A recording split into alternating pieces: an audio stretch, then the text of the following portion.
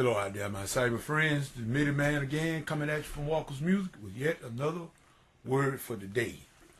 Mind you, we're getting closer now to the date of where we celebrate Christ's birth, Christmas. Matter of fact, we are about maybe 4 days away now, maybe 4 or 5 days away, and we just saying that we count it as a blessing to still be alive among the living, doing as best as we can. Matter of fact, on last evening, early this morning, I witnessed a lunar eclipse. Been many years, many years. But nevertheless, we tried to get some pictures of it, but I see now that I got to get me a better digital camera, because when the moon finally did turn red, I wanted to get the blood moon. I didn't get nothing. I got total darkness, so I know I must upgrade my camera. But at any rate, I just want to read a few scriptures here coming from the book of Ecclesiastes. This is a book that is noted to be written by Solomon, the wisest man that ever lived. We just gonna leave it at that. We don't, like I said, I don't like to play theology volleyball. But we're gonna start reading from the 3rd chapter, and we're gonna start at the very first verse. And it says, "To everything there is a season and a time to every purpose under the heaven. A time to be born, a time to die. A time to plant, and a time to pluck up that which is planted. A time to kill, and a time to heal. A time to break down, and a time to build up. A time to weep, and a time to laugh. A time to mourn, and a time to dance. A time to cast away stones, and a time to gather stones together. A time to embrace, and a time to refrain from embracing. A time to get, and a time to lose. A time to keep, and a time to cast away. A time to rend, and a time to sow. A time to keep silence, and a time to speak. A time to hate, a time to love, and a time to hate. A time of war, and a time of peace. What profit had he that worketh in that wherein he labored? I have seen the travail which God had given to the sons of men to be exercised in it. He had made everything beautiful in his time. Also he had set the world in their hearts, so that no man can find out the work that God made it from the beginning to the end." Let's stop there. God had a blessing to the readers, hearers, and doers of his holy word. Now, people, we can see here very plainly the word of God. In the book of Ecclesiastes, that 3rd chapter, is telling us in those very first 11, 12 verses, that there is a time for everything that's under the sun. There's a time. There's a time for everything. There's a time to laugh, and there's a time to cry. There's a time to be born, it's a time to die. In other words, for every purpose under the heaven, there is a time. And then it say everything is beautiful in its own time. You got to give things time. Some of us don't have patience, but you must give things its time. But it's one thing, one of those verses in there that I particularly like. It said there is a time to speak. There's a time to keep your mouth closed. Now, let us consider some people. First of all, I'm going to try to be just as blunt, but nevertheless not judgmental. But I want to be just as blunt as I can be, and just put it in a nutshell. First of all, you're not going to get some people to understand simple things anyway. Now, if you tell them simple, basic things, they can't even grasp those, but yet still they want you to tell them complex things. What I'm saying is, there are some people, if you already know them. Now, what do I mean by know them? People that you've been around all your life. You should already know just about generally their makeup. What button, what turns them on and off, and what not. And some people, no matter what you say, they're never going to let you live it down, because you're not an expert to them. First of all, they don't feel like taking any kind of advice from you. You don't qualify according to their status. They don't want to hear it from you. Somebody else can come and tell them the same thing. They may just accept it. But coming from you.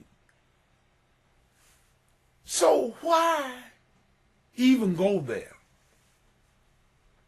Why even go there?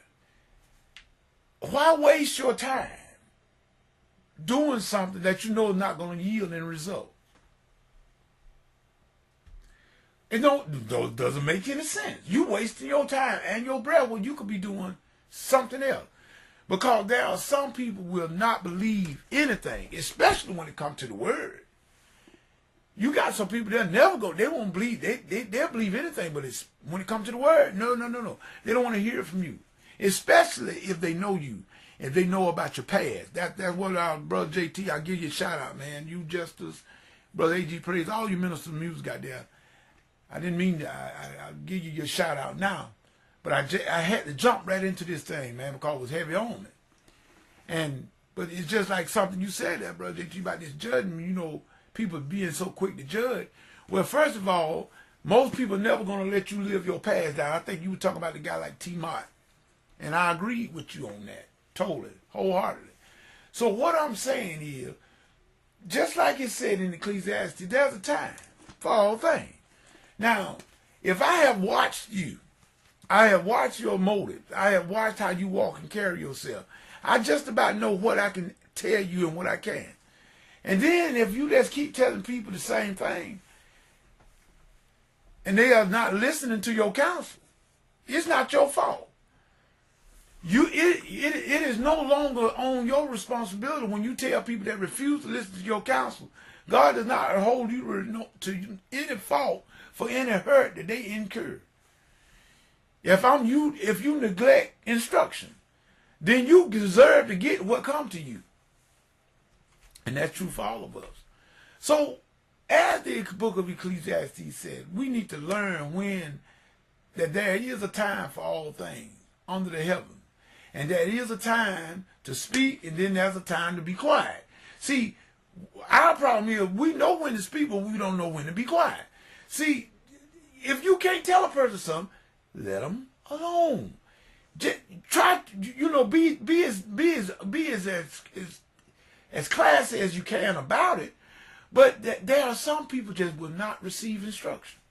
People, we might as well get rid. We might as well just accept that fact. Just accept that fact. So don't be so. Don't be so.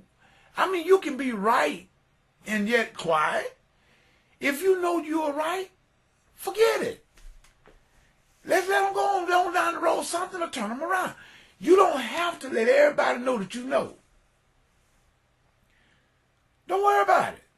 Don't seek that you know that I just got to. If you know you are right, don't worry about it. Because there are some that you're never going to be able to tell anything until it's too late. Then the first thing that people want to do, and you know what, that makes me so angry. That makes me so angry. When I have told a person something, then they want to come back to you after they done made a mess. You know you said that. That is stupid to me. I hate that. I hate that statement. Yes, I told you, dummy. But some people you just cannot tell anything. So what you have to do, you have to let those type of people go to school of hard knocks. Experience is their best teacher. There are some that will take counsel, and they will listen to instruction. That's a wise person. But who can teach a fool? You can't tell a fool anything. Read the scripture.